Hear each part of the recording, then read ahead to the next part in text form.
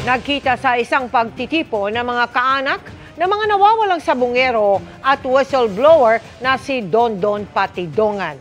Ang kanilang iisang panawagan, hustisya. Nakatutok si Dano Tingkungko. Ngayong kaarawan ni Carmelita Lasco, ina ng isa sa mga missing sabongero na si Richard Lasco, nakipagtipon siya sa iba pang kaanak ng mga nawawala.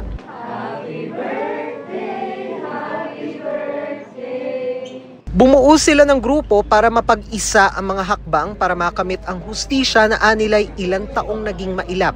Ito na ang regalo sa akin, yung makita na ang aking anak. Sana magkaroon na talaga ng hustisya.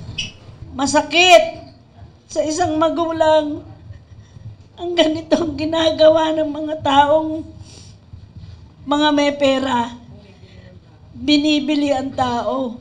Kailangan nating siguraduhin, kaya po nandito yung Justice for the Missing Sabongeros Network para siguraduhin walang whitewash, walang sacred cows, at lahat ng dapat managot ay managot. Masaya po ako at nalulungkot dahil sa tagal po ng ilang taon na paghahanap po namin sa mga mahal namin sa buhay, ngayon po, nagkaroon na po ng linaw at pag-asa. Mula noong lumitaw si alias Totoy.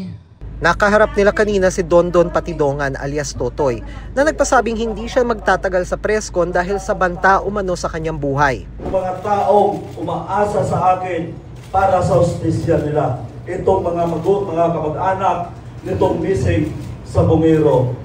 Sana doon sa Taalik may magpasitive na kamag-anak nila para mabigyan na ng hustisya. Hindi nga namin ina-expect itong si Dondon Patidongan eh. Alam na namin siya even before na right hand talaga. Binigyan kami ng tamang witness na nakakaalam ng likom ng bituka niya at 10 namang kasamahan niya.